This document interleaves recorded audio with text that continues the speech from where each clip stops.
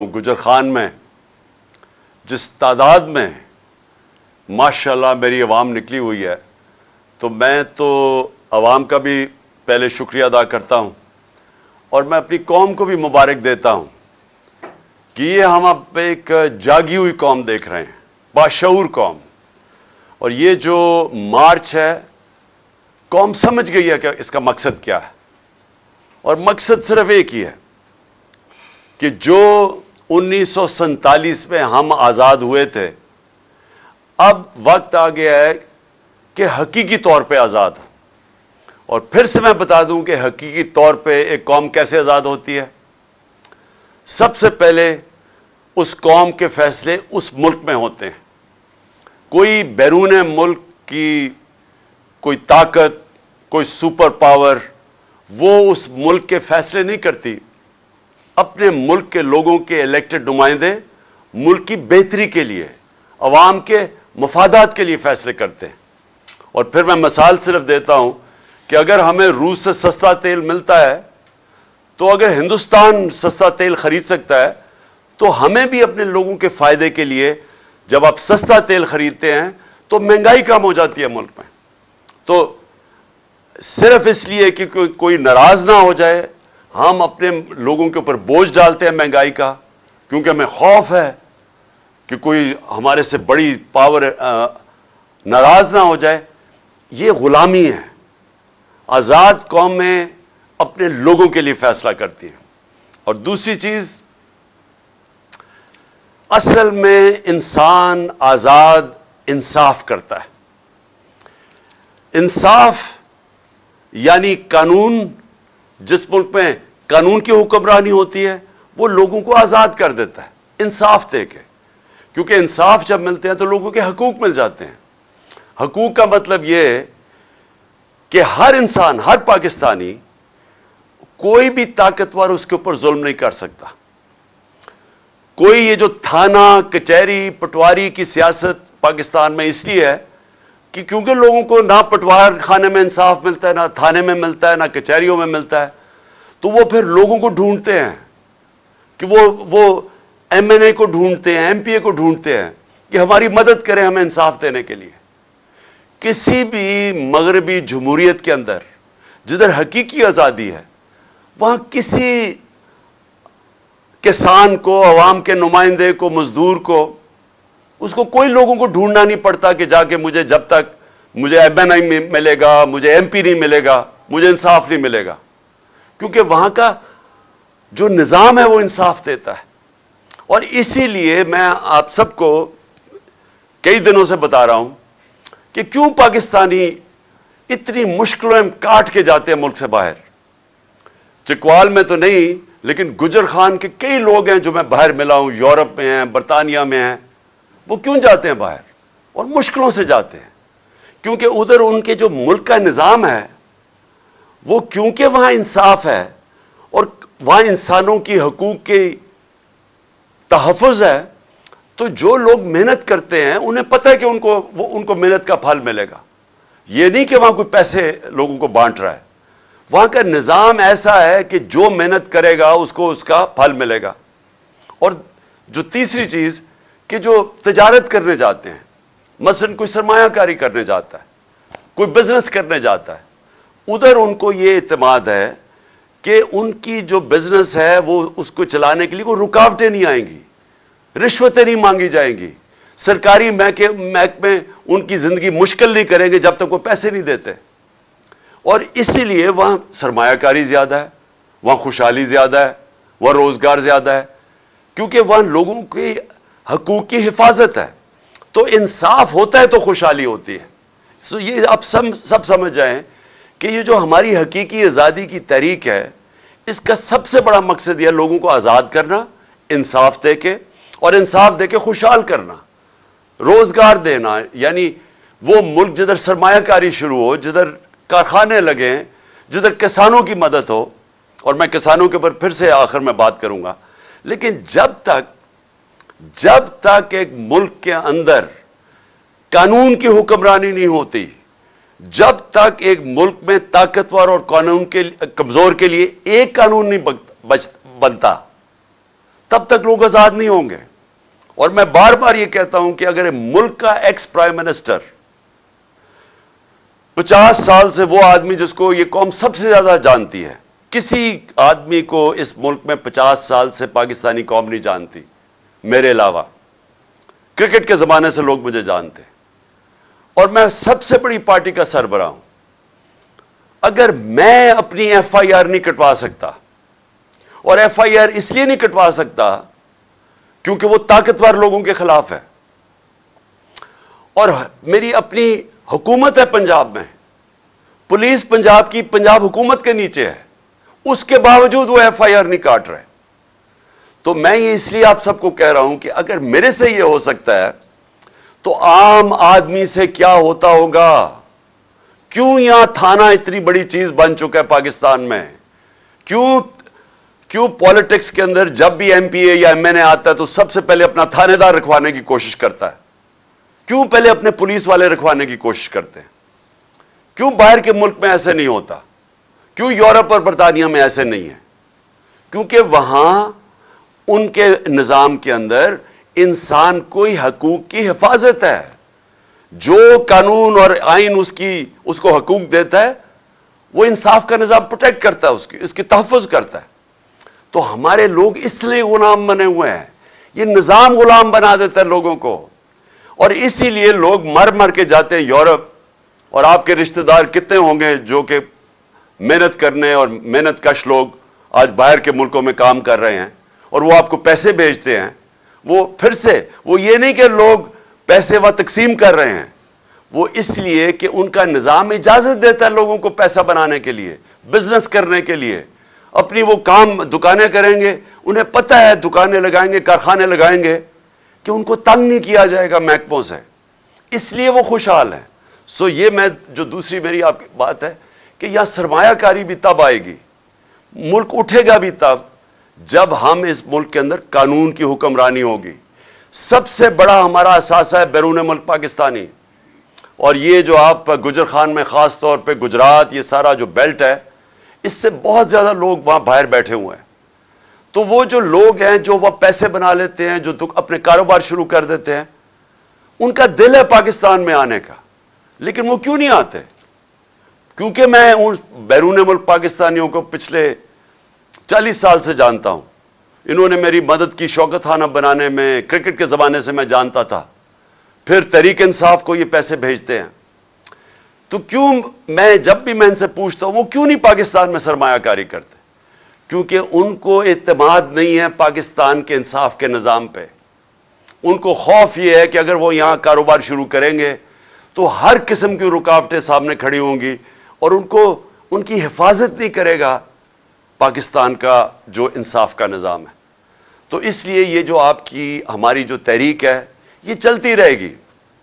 یہ انشاءاللہ الیکشنز بھی اناؤنس ہو جائیں پھر بھی یہ چلتی رہے گی جب تک اس ملک میں قانون کی حکمرانی نہیں آئے گی، اور جب تک کہ طاقتور اور کمزور ایک طرح قانون ان کو دیکھے گا. ایک ہی نظر سے کمزور اور طاقتور کو جب تک نہیں دیکھیں گے یہ ملک آزاد نہیں ہوگا، خوشحال نہیں ہوگا. اعظم سواتی ملک کا سینیٹر، صرف اس نے تنقید کر دی ایک ٹویٹ کے اندر. بابر ستار جو اسلام آباد ہائی کورٹ کا جج ہے، اس نے کہا ہے کہ ایک تنقید کے اوپر آپ ایک ٹویٹ کے اوپر کسی کو آپ غدار نہیں بنا سکتے. لیکن جو اس سے ہوا، بچوں کے، میں پھر سے کہتا ہوں کہ تصور کریں، آپ سب تصور کریں کہ آپ کے پوتا اور پوتی ہیں، چلے آپ پوتا پوتی نہیں، آپ کے بچے ہیں 5، 8، 9 سال کے بچے. آپ تصور کریں کہ اس کے سامنے رات کے 3 بجے لوگ گھستے ہیں آپ کے گھر میں، کوئی وارنٹ نہیں ہوتی، اور بچوں کے سامنے آپ کو مارنا شروع کر دیتے ہیں، اور پھر آپ کو لے کے جاتے ہیں اور حوالے کرتے ہیں ایک اور ایجنسی کے، جو نام لیا ہوا ہے اعظم سواتی نے کہ وہ کون ہے، فہیم اور فیصل. ان کی ایجنسی کے ان کو حوالے کر دیتے ہیں، اور وہ پھر ننگا کر کے اس پہ تشدد کرتے ہیں. ایک معتبر آدمی باہر سے پیسہ بناتا ہے، محنت کش آدمی جو باہر سے پیسہ پاکستان لے کے آتا ہے، ملک کا سینیٹر ہوتا ہے، اگر اس سے یہ کر سکتے ہیں پھر آپ سب سوچ لیں کہ یہ آپ سب سے یہ ہو سکتا ہے. اس لیے آپ کو سٹینڈ لینا چاہیے. کیونکہ جب ایک قوم حق اور سچ کے لیے ظلم کے خلاف کھڑی ہوتی ہے، جو ہمارا دین ہمیں حکم کرتا ہے کہ ظلم اور ناانصافی کے سامنے کھڑا ہونا جہاد ہے، اللہ نے اس کو ایک عبادت کا درجہ دے دیا ہے کہ جب آپ رائے حق کے لیے اور انصاف کے لیے کھڑے ہوتے ہیں تو یہ عبادت میں شامل ہو جاتا ہے، اور اس میں اگر انسان اپنی جان کھوتا ہے تو وہ شہید کرایا جاتا ہے۔ جس طرح ارشد شریف شہید، اس نے رائے حق پہ کھڑے ہو کے دھمکیوں کے باوجود وہ کھڑا رہا، اس کے اوپر ملک سے بھی باہر جانا پڑا لیکن وہ ہٹا نہیں ہے حق اور سچ سے، اپنی جان دینی پڑ گئی، جان کی قربانی دی اس نے، لیکن وہ ہٹا نہیں۔ تو ہم سب، ہماری قوم کے اوپر اب یہ لازم ہے کہ ہم اب ڈیمانڈ کریں کہ ان لوگوں کو انصاف ملے۔ ایک پاکستان کا نمبر 1 انویسٹیگیٹو صحافی جس کی ضمیر کی کوئی قیمت نہیں تھی، اس سے یہ ہوا ہے، ملک کے سینیٹر سے ہوا ہے، پاکستان کے ایکس پرائم منسٹر سے یہ ہوا ہے۔ ہمیں اگر انصاف نہیں ملے گا تو باقی کس کو ملے گا اس ملک میں انصاف؟ تو لہٰذا یہ مارچ جو ہے یہ ایک، ہم اس کو عبادت سمجھ کے کریں، یہ جہاد ہے، میں اس کو جہاد سمجھتا ہوں۔ مجھے یہ جس طرح انشاءاللہ میں ٹھیک ہوں گا، اور کل میں بتاؤں گا کہ انشاءاللہ میں پنڈی کب آؤں گا اور کس دن، میں چاہتا ہوں سارے پاکستان سے لوگ پنڈی آئیں اور اس میں شرکت کریں، ہماری حقیقی آزادی کی مارچ میں۔ ساری قوم کو پتہ چلے کہ یہ پاکستانی قوم جاگی ہوئی ہے، یہ ظلم اب یہ نہیں برداشت کرے گی کہ جو طاقتور ہو وہ جو مرضی کر دے، وہ چوری کرے، ڈاکے مارے، پیسہ ملک سے باہر لے جائے، لندن کے بڑے بڑے محلوں میں وہ رہے، اس چوری کے پیسے میں جواب بھی نہ دے کہ پیسہ کدھر سے آیا ہے، ٹبر سارا باہر بیٹھ جائے اور وہاں بیٹھ کے پاکستان کے فیصلے کرے اور اپنے کیسز بھی معاف کروا لے۔ بچارے جیلوں کے اندر چھوٹے بچارے لوگ بھرے ہوئے ہیں، غریب لوگ بھرے ہوئے ہیں جیلوں میں، اور میں نے جو چند دن جیلوں میں گزارے، غریب لوگ تھے سارے وہاں، مجھے کوئی طاقتور ڈاکو وہ جیل میں نہیں نظر آیا، سب غریب لوگ تھے، اور وہ لوگ چوری کریں تو جیل میں۔ ایک جو میرا کمرہ صاف کرتا تھا، ایک قیدی، تو میں اسے پوچھا، میں نے کہا تم نے کیا جرم کیا ہے؟ اس کا جو جرم تھا زیادہ سے زیادہ اس کو 6 مہینے جیل میں گزارنے چاہیے تھے، کیونکہ وہ غریب آدمی ہے، وہ 6 سال جیل میں تھا، کیونکہ پوچھنے والا کوئی نہیں عام آدمی کو۔ کئی دفعہ ایسا ہوا ہے کہ لوگ مر چکے ہیں، جیلوں میں مر چکے، اور بعد میں پتہ چلا بے قصور ہیں، اور قصور ان کی غربت یا کمزوری ہے۔ تو ایک طرف وہ ہے اور ایک طرف اربوں روپے کا ڈاکہ مارو اور باقی ڈیل کرو، اور ڈیل کر کے NRO لے لو، پہلے جنرل مشرف سے لے لو، اب اس دور میں لے لو، اور بیٹھ کے جناب پھر پاکستان کے فیصلے کرنے شروع کر دو۔ مجرم اس ملک کے فیصلے کر رہے ہیں۔ یہ جو نواز شریف بیٹھا ہوا ہے وہاں، سارے ملک کو داؤ پہ لگایا ہوا ہے، سارے ملک کو پتہ ہے کہ آج الیکشن کے علاوہ کوئی راستہ نہیں ہے پاکستان کا اس دلدل سے نکلنے کے لیے۔ اگر ہم اپنے معیشت کو مزید تباہی سے بچانا ہے، سب کو پتہ ہے کہ صرف ایک ہی راستہ ہے کہ ایک صاف اور شفاف الیکشن ہو، ایک مضبوط حکومت آئے جو آئے 5 سال کے لیے، اور اس کے بعد ہماری جو معیشت ہے وہ پھر اٹھے گی، کیونکہ لوگوں کو اس وقت اعتماد ہوگا کہ ہم آج پیسہ لگائیں گے تو ہمارا پیسہ 5 سال تک کم از کم ایک حکومت ہے۔ آج نواز شریف الیکشن کروا نہیں رہا ایک وجہ سے، ملک کی نہیں وہ اس کو فکر، اس کا تو پیسہ ہی باہر پڑا ہے، وہ تو ہمیشہ جب مشکل آتی ہے باہر بھاگ جاتا ہے، لیکن اس لیے نہیں فیصلہ کر رہا کہ اگر وہ الیکشن کروائے گا وہ پٹ جائے گا، اگر وہ الیکشن کروائے گا وہ ہار جائے گا، اس لیے نہیں کروا رہا۔ اپنی ذات کے لیے اس ملک کو یہ داؤ پہ لگا رہا ہے، اور اس کو پھر سے میں کہتا ہوں کہ جو آدمی کا جینا مرنا پاکستان میں نہیں ہے، جس کا سارا بچے باہر برطانیہ پاسپورٹ لے کے بیٹھے ہوئے ہیں، وہ بیٹا 10 ارب کے گھر میں رہتا ہے، 4 محلوں کے اندر جو مریم کے نام پہ ہیں، وہ بتا نہیں سکتے پیسہ کدھر سے آیا، تو وہ لوگ، اب مجھے بتائیں وہ آدمی پاکستان کا فیصلہ کر سکتا ہے؟ کیا اس کو یہ رائٹ ہونا چاہیے کہ الیکشن کب کروائے جائے؟ کیا اس کو یہ حق ملنا چاہیے کہ آرمی چیف کو کس کو بننا چاہیے؟ یہ وہ نواز شریف تھا جس نے اپنی کتاب میں جنرل آصف نواز کے بھائی نے لکھا ہے کہ 92 کے اندر جب یہ پرائم منسٹر تھا، مری کے گورنر ہاؤس کے اندر اس نے BMW کی رشوت دینے کی کوشش کی جنرل آصف نواز کو، جو اس نے مسترد کر دی۔ یہ کیوں اس نے کیا؟ باقی لوگوں کو کیوں نہیں ضرورت کہ ہم اپنے آرمی چیف رکھوائیں یا ہم ان کو رشوت دینے کی کوشش کریں آرمی چیف کو؟ کیونکہ ہم نے اپنی کوئی چوری نہیں بچانی۔ مجھے کوئی خطرہ نہیں ہے کہ میں نے کوئی غیر قانونی چیزیں کی ہوئی ہیں، مجھے کوئی خطرہ نہیں ہے میری کرپشن کیسز کے اوپر۔ اس کو خطرہ ہے، اربوں روپے کی چوری اس نے کی ہوئی ہے، 30 سال سے یہ کر رہا ہے، اربوں ڈالر اس کے باہر پڑے ہوئے ہیں۔ اس کو پتا ہے کہ یہ ڈرا یہ ہوا ہے کہ اگر عمران خان آ گیا تو شاید پھر میرا احتساب شروع ہو جائے گا، اس لیے وہ آرمی چیف، میں یہ نہیں کہتا کہ آرمی چیف جو بھی بنائے گا وہ یہ کرے گا یا نہیں، کیونکہ عموماً یہ آرمی چیف بناتا ہے، اسی سے لڑائی ہو جاتی ہے پریس کی، کیونکہ وہ آرمی چیف تو ایک پروفیشنل آرمی کا سربراہ ہے۔ یہ جو اسے چاہتا ہے پنجاب پولیس کا IG کی طرح بنانا، وہ بن نہیں سکتا۔ تو یہ اس نے آرمی چیف سے، میں آج آپ کو کہہ رہا ہوں، یہ کہے گا کہ پہلے تو عمران خان کو کسی نہ کسی طرح فارغ کرو، کسی طرح بھی، تاکہ وہ الیکشن نہ لڑے، کیونکہ اس نے کبھی بھی، اس کو پتہ ہی نہیں ہے کہ نیوٹرل امپائر کے ساتھ میچ کیسے کھیلتے ہیں۔ یہ جب خانہ کے اندر بھی میں بار بار کہہ چکا ہوں، اپنے امپائر کھڑے کر کے میچ کھیلتا تھا۔ تو اس نے کہنا پہلے تو اس کو ہٹاؤ کیونکہ یہ مقابلہ نہیں کر سکتا، اس کے بعد اس نے کہنا میرے سارے کرپشن کیس ختم کرو، یہ دوسری اس نے چیز کہنی ہے۔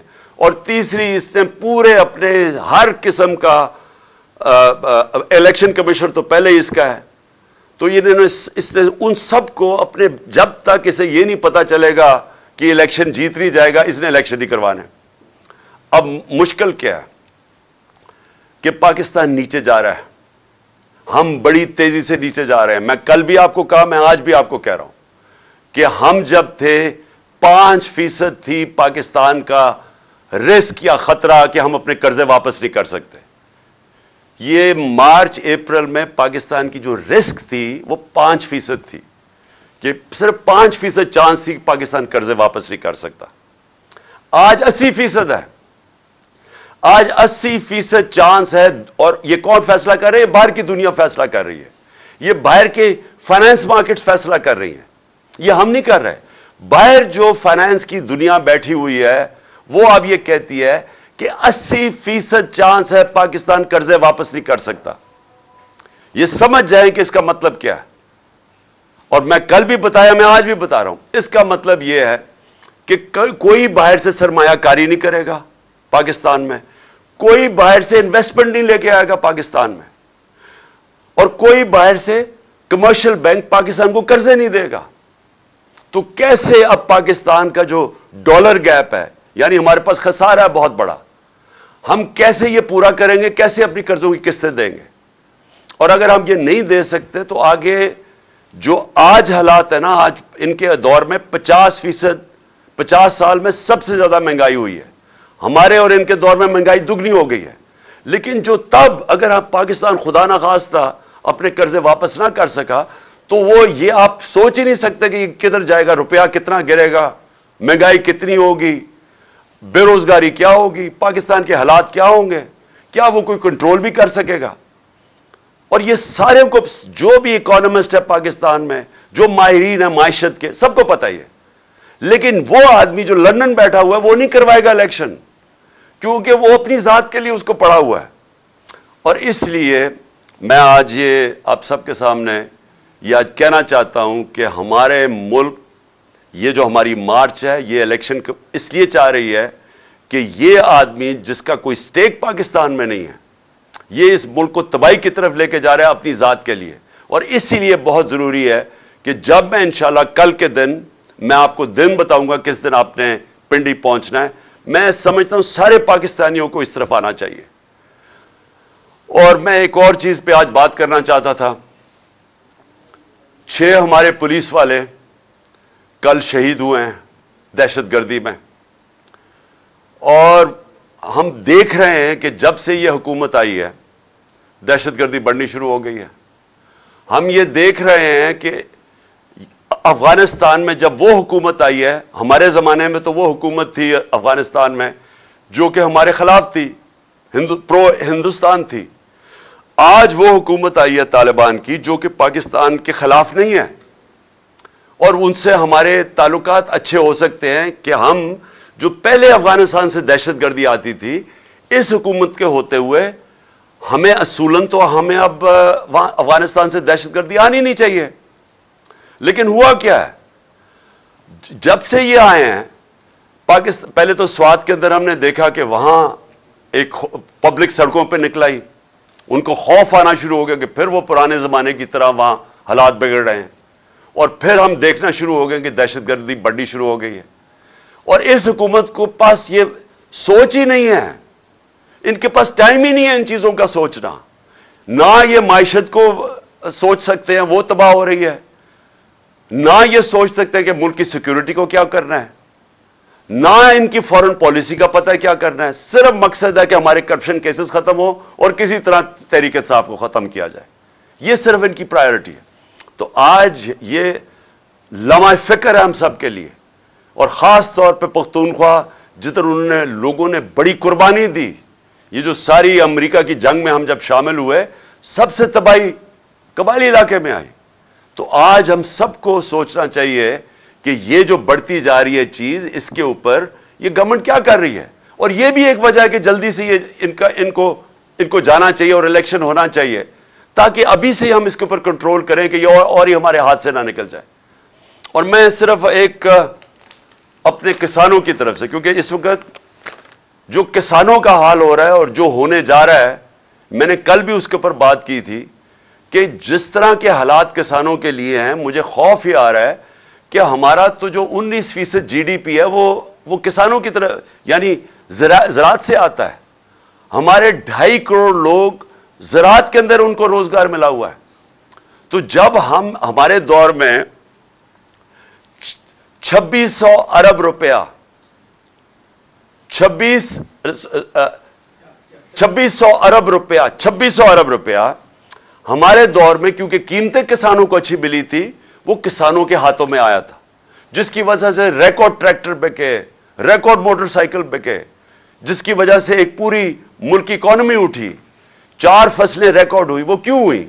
میں ذرا صرف آپ کو بتا دوں کہ کیوں یہ کسانوں کے اتنے اچھے حالات تھے. اس کی وجہ یہ تھی کہ ہم نے جو پورا اپنا پلان بنایا کہ ہم نے کسانوں کی مدد کیسے کرنی ہے، ہم نے پہلے تو فصلوں کی قیمت دلوائی، ان کو گنے کی پوری قیمت دلوائی. پہلے تو گنے کی جو قیمت سپورٹ پرائس تھا، بھی اس سے بھی کم پیسے ملتے تھے، کٹوتی ہوتی تھی. ہم نے پوری قیمت دلوائی. کبھی کسانوں کو گنے کی اتنی قیمت نہیں ملی جتنی ہمارے دور پہ. باقی فصلوں کی، گندم کی، ساروں کی ہم نے ان کو قیمت دلوائی.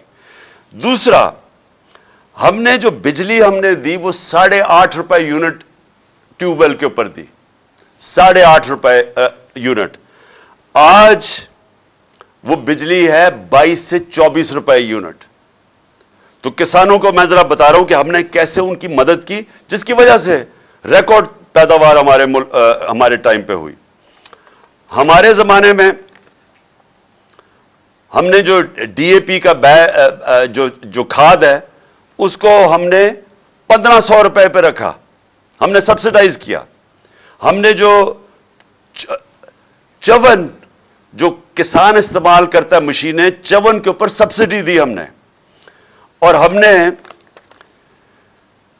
نے پھر جو کسانوں جو گنے والے کسان تھے، ہم نے ٹائم پہ، ہم نے 10 نومبر کے اوپر ان کی کرشنگ سیزن شروع کروایا.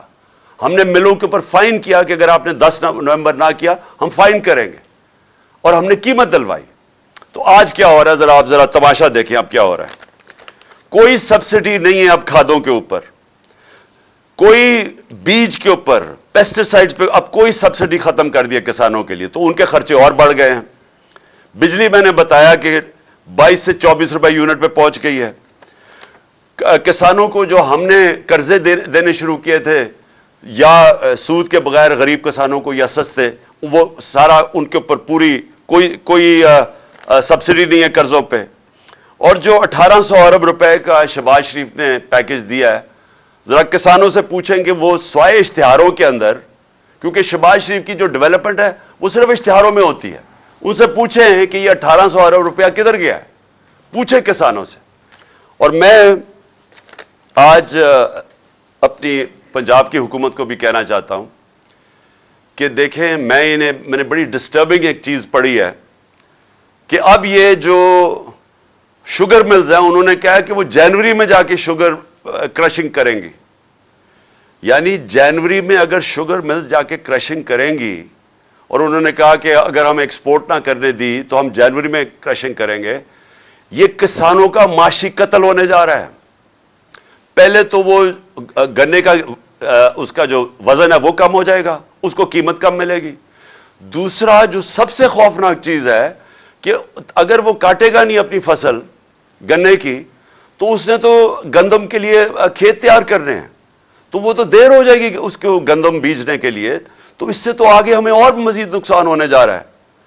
آگے ہی ہماری گندم کا تقریباً 20 لاکھ ٹن کم ہے، تو یہ تو اور مزید نقصان ہوگا۔ تو میں کہوں گا پنجاب کی گورنمنٹ کو اور باقی فیڈرل گورنمنٹ کو بھی کہ فوری طور پہ سپورٹ پرائس اناؤنس کریں گنے کا، اور فوری طور پہ کرشنگ شروع کریں۔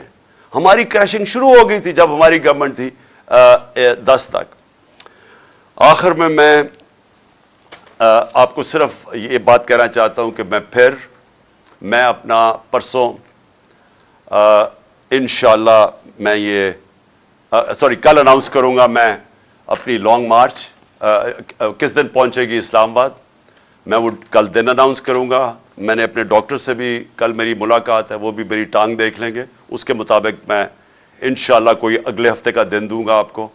میں پھر ساروں کو کہنا چاہتا ہوں کہ ہماری جو حقیقی آزادی کی جو جہاد ہے، میں ساری قوم کو کہنا چاہتا ہوں کہ اس پہ شرکت کرے۔ میں صرف ایک چیز سے ختم کرتا ہوں کہ یہ اس طرح کے آج حالات میں نے مارشل لاء، مشرف کے مارشل لاء میں نہیں دیکھے۔ خاص طور پہ جو صحافیوں کے اوپر پریشر ہے، جو میرے اوپر FIR، ہمارے لوگوں پہ، یہ کبھی ایسے نہیں تھا۔ یہ صرف ڈرانے دھمکانے کے لیے۔ میں آج بولڈ ٹی وی والے شعیب شیخ کو، انہوں نے اس کی زندگی کو خطرہ اب ہو گیا ہے، پہلے اس کو تھا ارشد شریف کو، آج شعیب شیخ کا مجھے پیغام آیا ہے، اس کو دھمکیاں دے رہے ہیں کہ اس کو ماریں گے، اس صرف کہ بولڈ ٹی وی ہمیں اٹھا رہا ہے۔ میں جو بھی آج اقتدار میں بیٹھے ہوئے ہیں اور جو ہینڈلرز ہیں ان کے، میں آپ سب کو پیغام دینا چاہتا ہوں کہ یہ پاکستانی قوم ہے، انسان ہے، بھیڑ بکریاں نہیں ہیں کہ ہمیں ڈرا دھمکا کہ آپ جدھر مرضی چاہے موڑ دیں۔ یہ قوم پیچھے نہیں ہٹے گی۔ آپ فیصلہ صرف یہ کرنا ہے کہ تبدیلی پرامن آئے گی، یا پھر وہ جو تباہی والی تبدیلی ہوتی ہے جو سب کے ہاتھ سے نکل جاتی ہے، یہ وہ آئے گی۔ لیکن تبدیلیوں کو اب کوئی نہیں روک سکتا۔ پاکستان زندہ باد۔